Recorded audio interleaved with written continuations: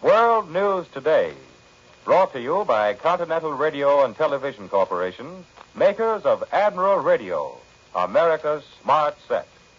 By shortwave broadcast direct from world capitals as well as the leading news centers of our own country, CBS correspondents are waiting to bring you a complete report from the world's political and battlefronts.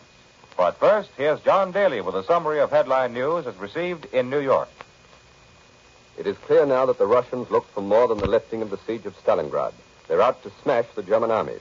Today's noon communique from Moscow announced that the surprise offensive of the Red Army on the Central Front west of Moscow widened breaches gouged out of the German lines and continued its advance against stubborn resistance.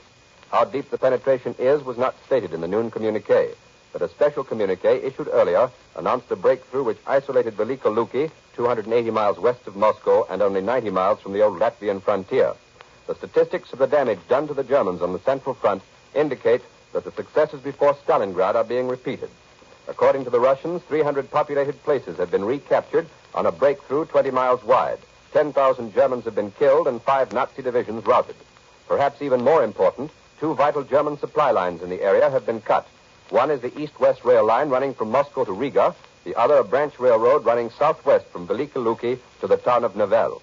The fighting west of Moscow demonstrates beyond all doubt that the Red Army is strong enough to sustain a winter offensive. The Nazis long ago built a powerful line of fortifications west of Moscow, fortifications that were constructed by Fritz Stott, who built the Siegfried Line to protect the French-German border. And it's these fortifications that the Russians have cracked. Meanwhile, at Stalingrad, the Russians continue to advance northwest and southwest of the city. Although the noon communique gave little detail, it did say that in the past 24 hours, another 2,300 Nazis were killed on 2 sectors northwest of Stalingrad, and 64 Axis planes were shot down. Later in the program, Larry Lasser, CBS correspondent, who has just come home from Moscow, will give his first uncensored report of our Russian allies. On the other fronts in the west, an Allied communique has announced the occupation of Jadeda, a rail center 12 miles northwest of Tunis City in Tunisia, and says that operations are proceeding satisfactorily elsewhere. And now for a first-hand report of the Tunisian fighting, Admiral Radio takes you to CBS Algiers, Charles Collingwood reporting. It will be 1832 GMT. I'll give you that check, which is coming up now. The CBS in North Africa, time checking for CBS in New York. 1832 coming up in 10 seconds. Time checking very well.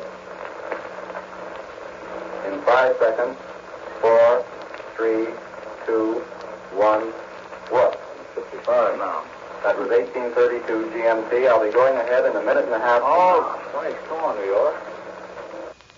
You have just heard Charles Collingwood, the CBS correspondent in Algiers, checking through with our offices here in New York, and you heard his report saying that we would hear from him in a minute and a half by our clocks. Until that time, we can give you some more news of the activity in North Africa. Although the reports from Libya say that there is no land activity and little air activity, the slim details that we do have of the fighting indicate that the Allied forces in Libya and in Tunisia are working together, and that the air forces are going ahead of the land forces acting as artillery, softening up the German spots and hammering at their supply lines. It's very much the type of action which preceded the British 8th Army's great offensive at El Alamein, which crushed, as you know, Rommel's Africa Corps. An earlier report from the CBS correspondent in Cairo said that the leaders of the 2 Allied forces in Africa, the forces in Libya and Tunisia, have conferred recently at General Eisenhower's headquarters, indicating that the 2 forces are working very closely together. And now we will make another attempt to get the report of Charles Collingwood direct from Tunisia. For that first-hand report of the Tunisian fighting that is going on at land perhaps heavier than we know, CBS Algiers is called in. Charles Collingwood reports.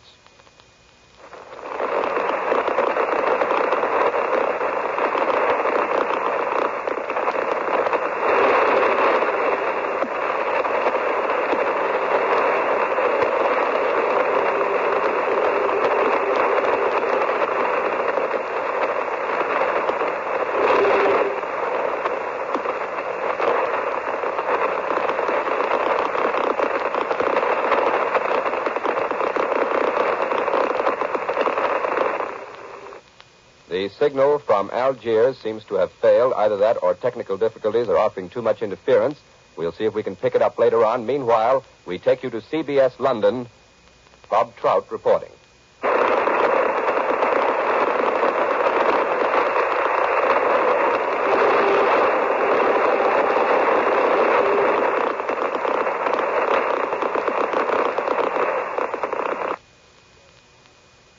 This is CBS in New York calling CBS in London. Go ahead, Bob Trout.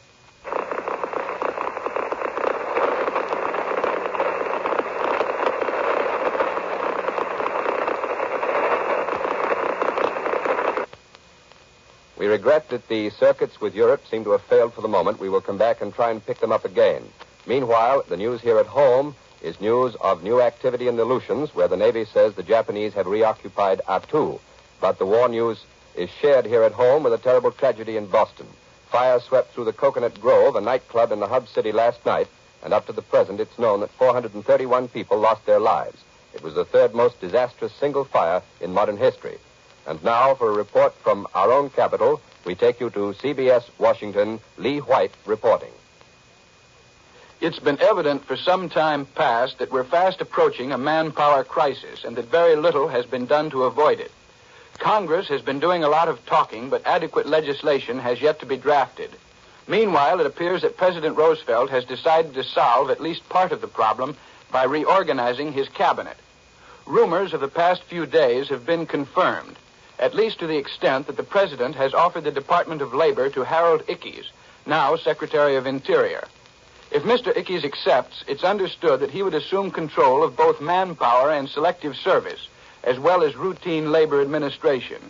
Friends say that Mr. Ickes is reluctant to give up his beloved Department of Interior, especially for a job so full of dynamite as that of Labor Czar. But he will obey the orders of his Commander-in-Chief if the President sees fit to insist. If Mr. Ickes does accept, he will relieve Madam Secretary Perkins, who will probably be appointed Director of Social Security. Paul McNutt, now Manpower Czar, but with none of the authority accompanying czardom, would replace Mr. Ickes at the Department of Interior, it's understood.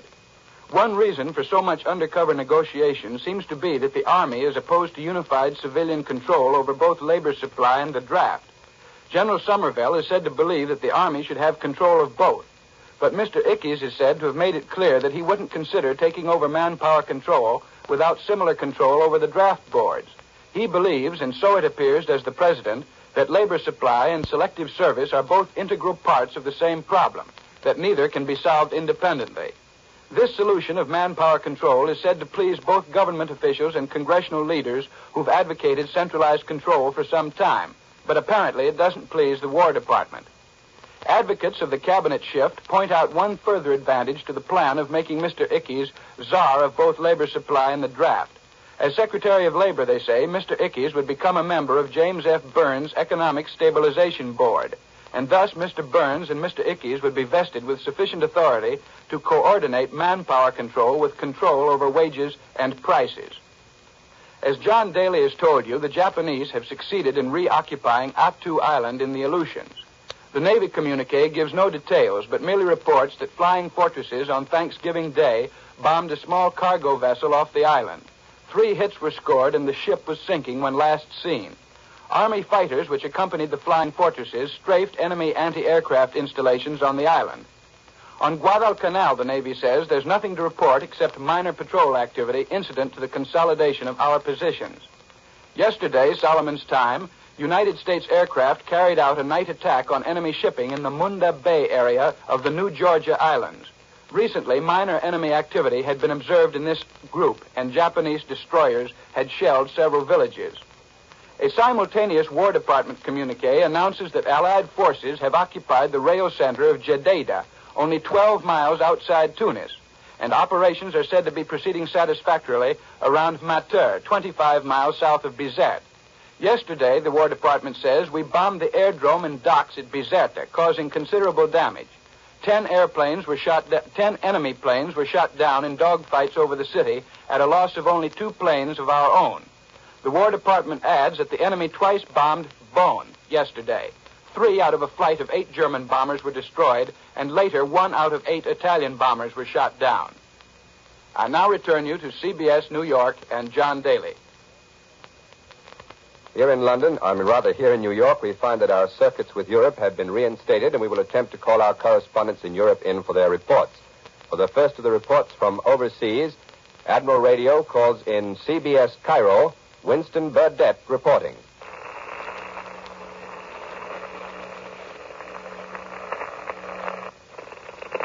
This is Mr. Morrison. speaking from Cairo. This is a beautiful season in Egypt, the best time of the year. The weather is like mid-spring at home. In every backyard, rusty chrysanthemums and poinsettias are in bloom. The army has gone into winter uniform and has acquired that comfortable feeling of superiority that comes with a new suit. We have just had a great victory in battle, and they're beginning to hand the medals around. The brass hats get the big commanders of the bar, and the aviators put up the Distinguished Flying Cross. And now and then somebody back in England or New Zealand gets a package with a Victoria Cross in it to remind them of an unlucky relative. Did you ever see a fellow win a medal? I saw Lance Corporal Baker win a medal. I know Baker better than I know a lot of friends back home, but I have to stop and think to remember that his name is Bert. I call him Cock, and he calls me Uncle. In peacetime, he used to work in a laundry, and now he drives a truck and he cooks. And in his spare time, he practices American. He talks like a movie gangster. He drove his truck into a mess of German mortars one day near Mersa-Matruh, and people were getting hurt all around. And the mortars were blasting him personally at Baker, and Baker was using horrible language at the mortars, while he moved his truck into position to shield the removal of a badly wounded Scots captain, who was very bloody and who probably is dead by now. And Baker got blood on his soldier suit, and he was gentle as a girl with the wounded officer. And all the time, the language he was using was not fit for a dying man to hear. But the Scot wasn't listening. And then Baker climbed into his truck again and moved over to another truck that had been disabled. He got out and hitched up a tow line while the mortar bombs kept making loud noises. And he towed the truck off up the road, swearing like a Baker. So they announced today that Baker has the military medal. I left him in Benghazi 3 days ago. I kind of hesitate to go back. It must embarrass Baker to be an official hero. This is Chester Morrison returning you to CBS New York and John Daly. Now here is Warren Sweeney with a word from Admiral Radio. Have you ever stopped to think how important your radio has become? Not only to you, but to your country as well? This is a total war. We are all in it, every man, woman, and child. What we do on the home front has a direct bearing upon the success of our men on the fighting fronts. Radio not only brings us many pleasant hours of entertainment, it tells us how to fight the battle here at home, the importance of getting in the scrap, the whys and wherefores of rationing, the urgent need for blood plasma by the Red Cross. Do you want to know how you can help win the war? Listen to your radio, then act. Yes, that radio of yours is mighty important to Uncle Sam these days. That's why Admiral dealers throughout the country are standing by to lend a helping hand when something goes wrong with it. Admiral dealers have the experience and facilities to put that radio of yours, regardless of make, back in perfect operating condition, promptly and economically. See your Admiral dealer. He's nearby, waiting and wanting to help. Now here once again, for Admiral Radio, is John Daly. While the past week did not produce any sensational developments in the Pacific, there was plenty of news of our continued offensive against the Japanese. For that news, Admiral Radio turns next to CBS Honolulu, Webley Edwards reporting.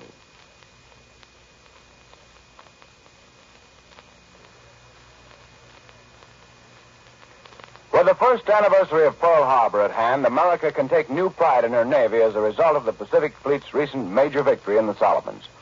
A first-class disaster was visited upon the Japanese fleet there between November 12 and 16. Recognition has rightfully been given to the battleships, cruisers, and destroyers, and their personnel who blew the Japs out of the water in the two-night actions off Savo Island. But equal credit is due to the tough crew of Navy, Marine, and Army flyers who've been fighting out of Guadalcanal for nearly 4 months. It was the ceaseless efforts of these lads who've made it possible for our forces to retake Guadalcanal with its important airfield and to hold it against everything the Japs could throw at them.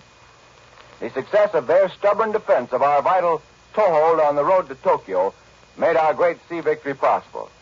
Now, the spearhead of this crew has been Lieutenant Harold Swede Larson of Birmingham, Alabama, and his pilots of Torpedo Squadron 8. He has just returned from the Solomons, where he and his men took part in every action within range of Guadalcanal since last August. He's right here beside me. Lieutenant Larson, I thought Torpedo Squadron 8 was wiped out in the attack on enemy carriers in the Battle of Midway. No, not all of us. Lieutenant Commander John Waldron, who raised us all from pups and who we all admire greatly, went in with 15 planes in that attack. The only survivor was George Gay. We also had 6 planes operating from Midway Islands, led by Lieutenant Langdon Fieberling. They made a torpedo attack in the same action and were all lost except 1 plane. Our detachment, held in reserve, was later reinforced and embarked in a carrier and sent to the Solomons. We supported the attack and occupation of the Guadalcanal-Tulagi area August 7th and 8th, and were in the carrier action against the Japs August 24th. Shortly thereafter, we were based ashore on Guadalcanal. How many attacks have you been in, Lieutenant? Our squadron has been in 40. I've been in 27. Many of these have been bombing attacks as well as torpedo attacks. How many ships have you hit, Lieutenant Larson? Our squadron has hit 14. The last one we hit was on November the 15th.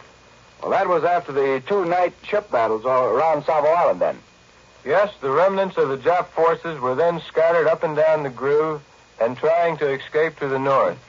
Our job was to go out and pick off the stragglers.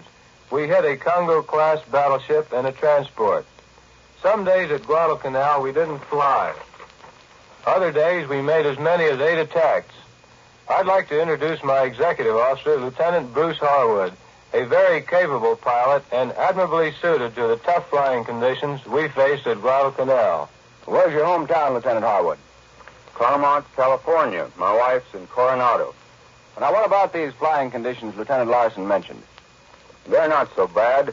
Just the usual tropical weather, lots of rain and no visibility. Plenty of mud, about half the flies and mosquitoes in the whole world. We had a lot of fun out of it. It was a pleasure to be there and to operate daily so close to the enemy. Incidentally, our gang operated out of Guadalcanal longer than any other outfit. There was almost continuous bombing and shelling. Our pilots held up in great shape. The flight crews also did a grand job. Isn't that right, Swede? They certainly rate a lot of credit. So do the engineering and ordnance crews. They're the boys you don't hear much about, but we couldn't have operated without their excellent work. Right now, a few of us are having a short breathing spell and a chance to say hello to a few people. And then we're going back to take another crack at the Japs. And that's the word from a man who has just been in the thick of the Pacific fighting, cracking the Japs. Lieutenant Harold Swede Larson. With him is Executive Officer in Navy Torpedo Squadron 8, Lieutenant Bruce Harwood. All kinds of good luck to you. This is Webley Edwards at Pearl Harbor. And now here he is with his own story of the astounding Russians, Larry LeSueur. The great Russian offensive, which Premier Stalin originally planned to drive the Germans out of Russia this year, is now taking place. But it's taking place later in the year than Stalin planned. Last May 1st, you remember, he ordered the Red Army to push the invaders out of Russia in 1942. At that time, he was thinking in terms of a United Nations second front in Europe this year. But a lot of unexpected things happened last summer while I was in Russia. The Russians had become overconfident. They didn't expect the great German surge across the Don, and Great Britain did not expect the early German advance in Egypt last July. America did not count on the German submarine and air force strength to sink so many ships. But although Russia used up some of her best divisions in the defense of Stalingrad, the Soviet Union was not compelled to expend her mighty reserve armies. They remained fresh and intact. Now she's throwing them into the battle. Plenty of American equipment is going into the present offensive, too. We piled a lot of stuff into Russia this year, and the Russians were hoarding it until this moment, when they judged that the Germans in the south were exhausted. But we must not forget that the great German armies holding the line in Central and North Russia have seen little action this summer. They are still immensely strong. The first stage of the Russian offensive around Stalingrad is completed. The next phase will take longer. The German army trapped on the open plain between the Don and the Volga must be exterminated. This could take a short time if the Germans were inclined to surrender. But Germans rarely surrender as long as they have food, ammunition, and shelter. But that's exactly what they will not have on the bleak steppes. Here there are no trees for firewood, and the iron-cold winds from Siberia pile the Russian snow 10 feet deep. If the Germans could supply this army by transport plane, they could, conceivably, pull through. But Germany's great weakness lies in our overworked Air Force. The Germans will undoubtedly try to break their way through this Russian ring. It's the new Soviet offensive on the Central Front which is the most remarkable. Here the Russians are scoring appreciable gains against a fresh German army which did not see much action this past summer. You see, there are really two worlds in Russia, Russia in summer and Russia in winter. The only people who understand winter are the Russians. Centuries of mere survival in the terrible 6-month frost have bred a race whose vitality is their greatest attribute. They don't need so much equipment to run a winter offensive. When the snows really get deep, tanks won't work well. This may prevent the Russians from making really decisive gains this winter. But they'll kill a lot of Germans. And now a few words about the Russian civilians, and they deserve it. When I left Moscow, they were getting 1 square meal a day, if they worked. If they prefer to stay home as dependents, they are deprived of their entire fat ration. Matter of fact, they might have a hard time cooking at home, because to save fuel, the gas is turned off in Moscow for days at a time. Last winter, entire blocks of apartment houses had their electric lights turned off for solid weeks. The workers sat in the dark from the time they came home until the time they went to work in the early morning. But still they carry on, alone. Soviet internal propaganda has fostered their pride and nationalism until it burns with a white glow. Years of deprivation have given these people their strength. If Soviet Russia had devoted its great industries to making creature comforts, the Russian people would have been happier, but they also would have been conquered. That was Larry Lasser, CBS correspondent just returned from Moscow. Now, here's a message from Admiral Radio. Picture American dive bombers flying over an enemy fleet. Suddenly, the radio on every plane barks a command. Bombing 3. Target contacted. Form echelon.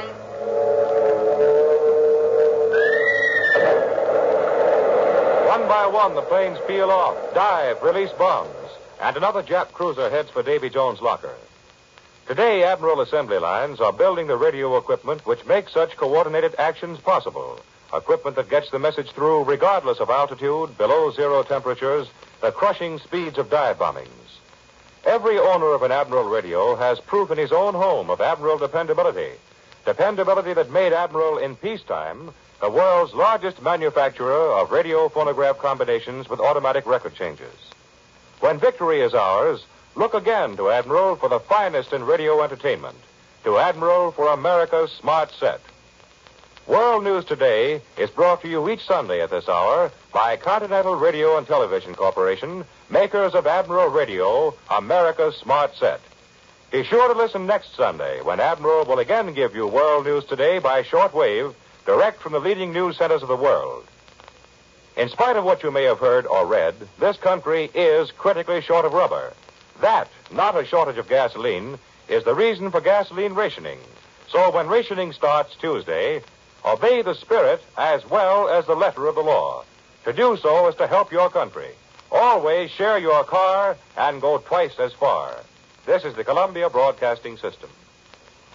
The WBBM Air Theater, Wrigley Building, Chicago.